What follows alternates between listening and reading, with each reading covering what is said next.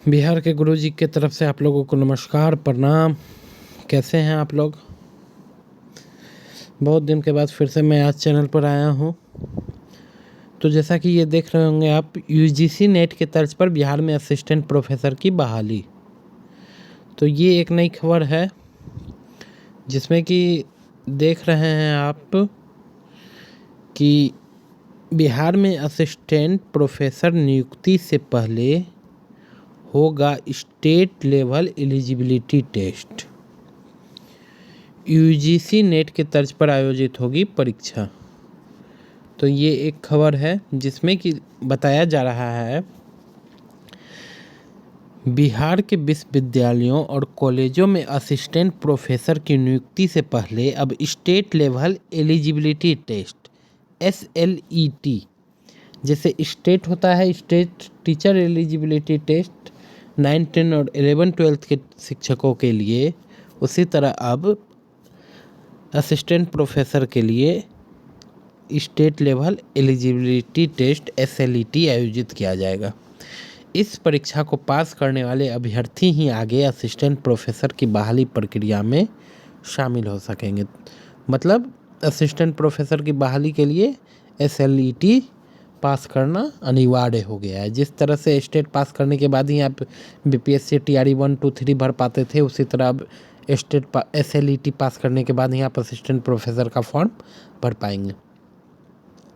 राज्य सरकार उच्च शिक्षा में गुणवत्ता और पारदर्शिता सुनिश्चित करने के उद्देश्य से यह व्यवस्था लागू करने जा रही है। इसका ड्राफ्ट बिहार लोक भवन ने जारी किया है। लोक भवन से जारी ड्राफ्ट से मिली जानकारी के अनुसार यह परीक्षा यूजीसी राष्ट्रीय पात्रता परीक्षा की तर्ज पर आयोजित की जाएगी। ठीक है, ये खबर आपने देख लिया।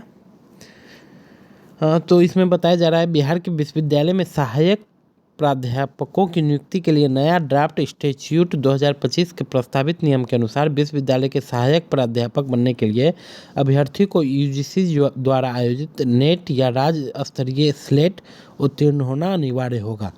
पात्रता परीक्षा पास करने के बाद ही असिस्टेंट प्रोफेसर के बहाली के लिए आयोजित परीक्षा में बैठ सकते हैं।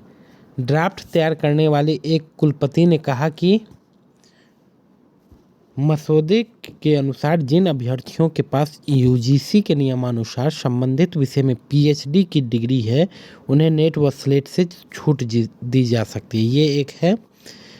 जिन अभ्यर्थी के पास यूजीसी के नियमानुसार संबंधित विषय में PhD की डिग्री है, उन्हें नेट व स्लेट से छूट दी जा सकती है।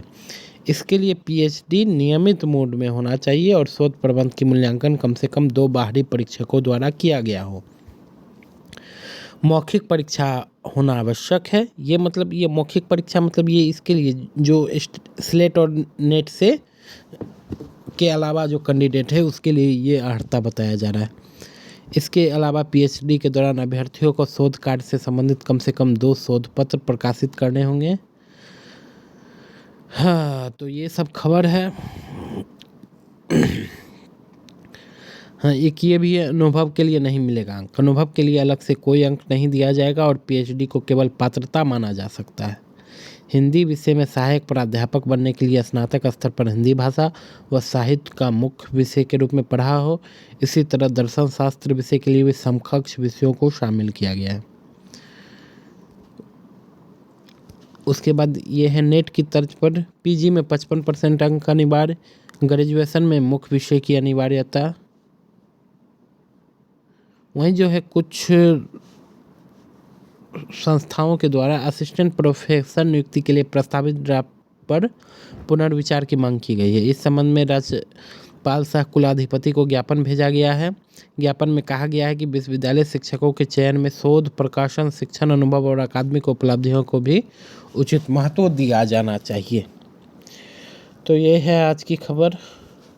बाकी खबर फिर बताते हैं। तब तक के लिए धन्यवाद, नमस्कार। चैनल को सब्सक्राइब कीजिए, वीडियो को लाइक कीजिए। धन्यवाद।